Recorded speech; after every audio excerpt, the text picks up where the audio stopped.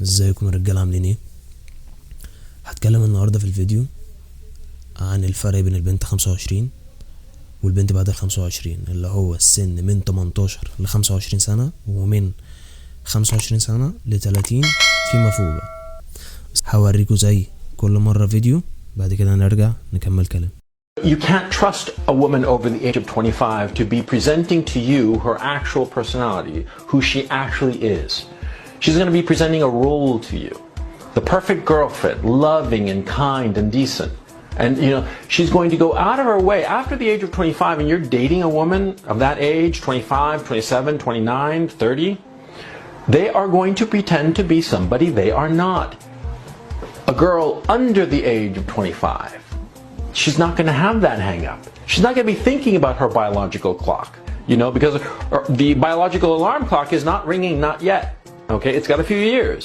So 24, 23, 22, they are who they are. تمام. هنا بيتكلم بيقولك ان ما ينفعش ان انت تثق في بنت فوق 25 سنة. نرجع نكمل. You're never going to have to question if the woman is pretending to be somebody who will hook you.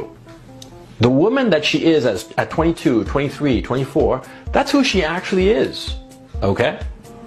So that's why you want to be dating a girl under the age of 25, never beyond. See?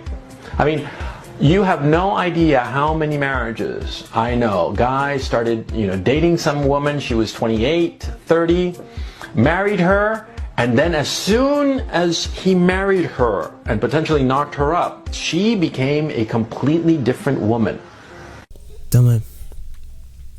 هتكلم عن البنت من سن 18 سنة ل 25 سنة. اولا في السن ده البنت بتبقى في عزها، في السن ده البنت بتبقى شايفة نفسها جدا، عندها استحقاقية عالية جدا جدا جدا. اولا عشان خاطر جمالها وعشان خاطر سنها لسه صغير، ما بتفكرش بقى ان هي بتكبر، ساعتها البيولوجية ما بتفكرش فيها، لسه ما دخلتش في المرحلة دي. ففي المرحلة ديت البنت بتحاول ان هي تجيب لنفسها احسن حد في الدنيا، فبتكلم ده وبتكلم ده، فبتحاول ان هي تجيب احسن حد ده بقى من حيث الشكل، او يكون اغنى حد هي عرفته. فعشان كده دايما بتكلم بقول ان انت مع واحدة فانت احسن حد بالنسبة للمتاحين اللي هي عرفتهم، ولكن انت مش احسن حد في الدنيا، يعني انت مش اغنى واحد في الدنيا، ولا انت اوسم واحد في الدنيا، ولا انت اجمد واحد في الدنيا، لان طبيعي الغني في اللي اغنى منه والكويس في اللي احسن منه، فهي الحياة كده.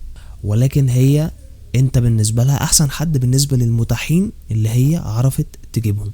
وطبعا في ناس تانية كتير هي حاولت معاهم ولكن ما عرفتش ان هي تدخل معاهم في علاقات، يعني من الاخر اتكرفت، ولكن هي اكيد حاولت مع مليون واحد غيرك. فالبنات عندهم استحقاقية في الفترة دي، ان البنت بتنزل صورتها تلاقي مجاملات من اللي تعرفهم واللي ما تعرفهمش، نزل صورتها تلاقي لايكات من كل حته في الدنيا، نصهم اصلا ناس ما تعرفهمش، ده غير اللي بيدخلوا بقى يتكلموا معاها في الازار وايه الحلاوه دي، ايه الجمال ده. فهي بتاخد اكسبكتيشن وتوقعات عاليه قوي من الناس، ده يعني احنا بني ادمين، فطبيعي هي هتتاثر، هتشوف نفسها ان هي تصدق ده انا جامده جدا، ده انا مفيش مني، مع ان هي ممكن تكون عاديه جدا. بس احنا عشان اتكلمنا قبل كده وقلنا الرجاله السنبات موجودين في كل حته في الدنيا، في عيال بتساعد البنت عشان خاطر هي بنت، بس انا ساعد عشان خاطر هي بنت، اعمل لها اي حاجه عشان خاطر هي بنت، هي نجمه بعيده قوي.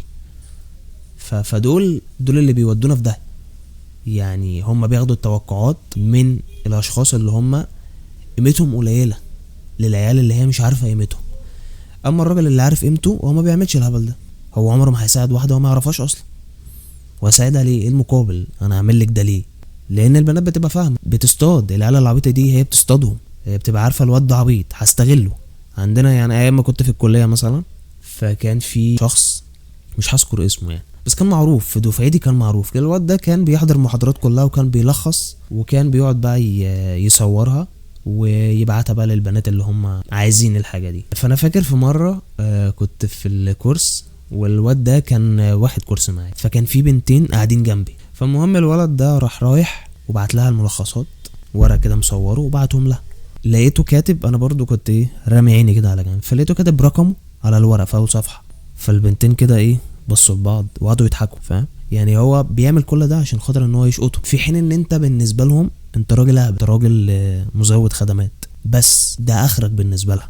اكتر من كده لا، ممكن تصاحبك عشان خاطر مصلحه بس، فاهم؟ انها تدخل معاك في ارتباط والكلام ده مش تعمل ده، فخلاص انت محطوط في الحته دي، فانت مش هتعدي الحته دي. فالواد ده ما كانش عارف قيمته، هو قيمته كلها ان هو كان بيحضر محاضراته ويلخصها عشان خاطر يشقط بيها البنات بس. ده كان دوره في الكليه. نرجع للموضوع، البنات في السن ده بتبقى شايفه نفسها، نقعد نشوف البوستات بتاعتهم اللي هي العريس اللي جاي ده هيترفض ايه، البت جامده، البت معديه. فممكن في السن ده يجي لها شخص يبقى عايز بجد يتقدم لها ويتجوزها، مش اوسم واحد في الدنيا، مش اغنى واحد في الدنيا، فتحاول ان هي تخلع، بس مش تخلع ان هي ايه هتركنه خالص، لا، هتتحجج بحجج ان والله انا لسه خارجه من علاقه فمش هقدر ادخل في علاقه دلوقتي، انت خليك استبن على جنب يمكن احتاجك قدام. ولكن هي مش هترفضه خالص، ولكن هتتحجج ان هي والله لا، يعني انا كنت في علاقه ولسه خارجه، كنت مخطوبه مثلا ولسه خارجه من علاقه فمش هقدر دلوقتي كده مثلا. فدي البنات من السن ده من 18 ل 25. نتكلم بقى عن سن 25. من بعد سن ال 25 فالبنت تبتدي بقى تفوق لنفسها وتعرف ان هي لا، انا بكبر، 25 26 27 هوب 30. طبعا احنا عارفين في مصر سن ال 30 ده وحش جدا بالنسبه لاي بنت، يعني البنت اللي وصلت للسن ده وما اتجوزتش صعبه جدا، ضغط المجتمع وضغط الاهل وضغط كل الناس اللي حواليها. ففي الفتره دي بنت بتقعد مع نفسها وتفتكر كل حاجه عملتها زمان، ويمكن تكون عدى عليها نماذج كتير كويسه، بس زي ما قلت لك الاستحقاقيه اللي كانت عندها في السن ده. فمن اول 25 فبتبتدي بقى ان هي ايه ترضى بالوضع اللي هي فيه، يعني على حسب بقى اللي هتقدم لها، لانه مش هتقدم لها ناس زي زمان. يعني لو هي عدت 25 ممكن بقى يجي لها، صح، يجي لها الناس اللي هي ايه اقل من التوقعات اللي هي كانت موجوده عندها زمان خالص. حتى الاشخاص ممكن يكون حد كويس وتقدم لها زمان، لو جه مثلا وتقدم لها بعد ال 25 وهي مثلا 27 28 هتقبل. ليه؟ لان هي عارفه ان هي ظروفها صعبه، وعارفه ان هي في السن ده هتتحط في مقارنات البنات الاصغر سن. حتى لو البنت دي مثلا محترمه، انت محترمه وكبرتي زي ما انت موجوده في غيرك، يعني زي ما انت موجوده وكويسه في غيرك برضو كويس وسن اصغر، فبتبقى عارفه ان هي محطوطه في مقارنات مع بنات تانية، فبتبتدي تلعب على حته ان والله لا، ده احنا الجيل بتاعنا جيل كويس، والجيل الجديد تبتدي بقى تذم في الجيل الجديد ده، الجيل الجديد ده جيل لا مش احسن حاجه وجيل وحش، واحنا الجيل احسن، الجيل الصغير ده جيل بيترمي على الشباب. ومش مع انها هي زمان كانت بتعمل ده، بس هي كبرت فبتحاول ان هي تقلل، لان هي عارفه ظروفها وعارفه ان الموضوع صعب دلوقتي عكس زمان. فالبنت في الفتره دي بتبقى عايشه في جو المثاليه، تحاول انها تعرف تزود فرصها في الحياه، لانها تتحط في مقارنات مع البنات اللي اصغر منها. لو دخلت معاها في علاقه خطوبه مثلا هتديك مشاعر وهتديك حب بس مش حقيقي، هتقول لك حاضر ونعم بس مش من جواها، هتحاول ان هي تهندل الدنيا، بس كل ده فيك مش حقيقي. طب ده بيحصل ليه؟ لان الشخصيه الحقيقيه هي عاشتها زمان، هي عاشتها في سن صغير، لان ده السن اللي البنت مش بتبقى باصه للساعه البيولوجيه، مش موجوده عندها الفكر ده لحد سن مثلا 24 سنه، دي اخر سنه، وبعدها هتبتدي تفكر ان هي لا انا بكبر. البنت مثلا ممكن تقابل نماذج كويسه ومحترمه في اول العشرينات، ولكن هي باصه للفارس الغني اللي هيجي على الحصان ويتجوزها ويسيب كل البنات اللي موجودين في الحياه ويتجوزها. هي شايفه ان هي تستحق احسن من كده، وتصبر وتستنى على امل ان يجي اللي في دماغها، يمكن يجي الاحسن، لان في السن ده هي عارفه انها في عز جمالها، هي دي احسن ايامها. بنت في الفتره دي بتحاول ان هي مثلا لو كانت زمان بشعرها تحاول ان هي تتحجب، بتحاول ان هي تغير اسلوب حياتها، تحاول ان هي تغير اللايف ستايل بتاعها، تحاول ان هي تلبس الحجاب كويس، تحاول ان هي تغير الحاجات اللي كانت بتنزلها زمان دي، تحاول ان هي تغيرها، تحاول ان هي تقلب الاكونت بتاعها اكتر ديني، بمعنى ايه تحاول ان هي تنزل القران، تنزل احاديث، تحاول ان هي تبين بقى ان هي البنت المحترمه القريبه من ربنا، مفيش ما يمنع شويه فيديوهات لمصطفى حسني، شويه دين. هي عارفه هي بتعمل ده ليه، هي عارفه ان هي بتحاول تعمل ده عشان حد يدخل عندها يقول البنت دي محترمه جدا، ايه الحلاوه دي. ويوم الجمعه ما تنسوش قراءه سوره الكهف يا احبائي في الله، وهي ممكن ما تكونش بتصلي وبعيد عن ربنا، بس هي بتحاول ان هي تبقى زي ما قلت لك في الفتره دي، بتحاول ان هي تبقى شخصيه فيك، شخصيه مش حقيقيه. فعشان كده بقول دايما ان انت تحاول ان انت تاخد بنت في سن اصغر، تجنبا لكل الحاجات اللي احنا اتكلمنا فيها دي. مش معنى كده ان انت لو خدت واحده مثلا في اول العشرينات ان هي ما صاحبتش او ان هي ما عملتش، لا، ولكن ان انت بتحاول تاخد اقل خسائر، لان بعد ال 25 خلاص هي عاشت كل حاجه عاشتها زمان مع اللي قبليك، فهي مستنزفه جنسيا، جسديا، ذهنيا، يعني كل حاجه خلاص هي عاشت كل حاجه قبليك. فالشخص اللي حبيته زمان خلاص هو حط بصمته فيها، وزي ما قلنا قبل كده ان انت هتتحط في مقارنات مع الناس اللي فاتت، هتحط مقارنات مع الاكس، هتحط مقارنات مع الشخص اللي حبيته، الشخص اللي حط بصمته فيها. فانت تحاول ان انت تاخد البنت في سن اصغر، وتحاول ان انت تحطها في اختبارات كتير. انا بقول جنسيا معنى ان ممكن تكون البنت دي اتجوزت قبل كده، او ممكن تكون ان هي دخلت في علاقه بره الجواز، فانت نفس الكلام هتتحط مقارنات مع الشخص ده. ما يمكن الشخص ده كان ان شاء الله عليه وانت يمكن اقل منه، بس ما فيش بنت هتيجي تفهمك ده مفيش بنت هتيجي تقول لك والله الشخص القديم ده كان كويس جدا. يعني مثلا انت اتعرفت على بنت مثلا سبق ليها الجواز، اوعى تفكر ان البنت دي مثلا هتيجي تقول لك والله الشخص اللي انا كنت متجوزاه ده كان جامد جدا وكويس جدا ومحترم وفي السرير كويس وما عندوش مشاكل. لا، هي هتقعد تذم فيه، تقول لك لا والله ده الشخص القديم ده كان وحش جدا، كان بيعاملني باسلوب وحش جدا، والله لا ده كان عنده مشاكل، ما كانش بيعمل علاقه كويس، ما كانش احسن حاجه. يعني ليه؟ هي عارفه هي بتعمل ايه، هي بتحاول ان هي تدخلك معاها في علاقه وتفهمك ان القديم ده مش موجود، لان هي عارفه ان انت هتقعد تفكر في الحاجات دي لما تتجوز. بنت زي ما قلنا قبل كده اذكى منك بكتير وعارفه هي بتعمل ايه وعارفه الكلام ده بتقوله لك، فهي بتقول لك الكلام ده عشان ما تحطكش في المقارنات مع القديم.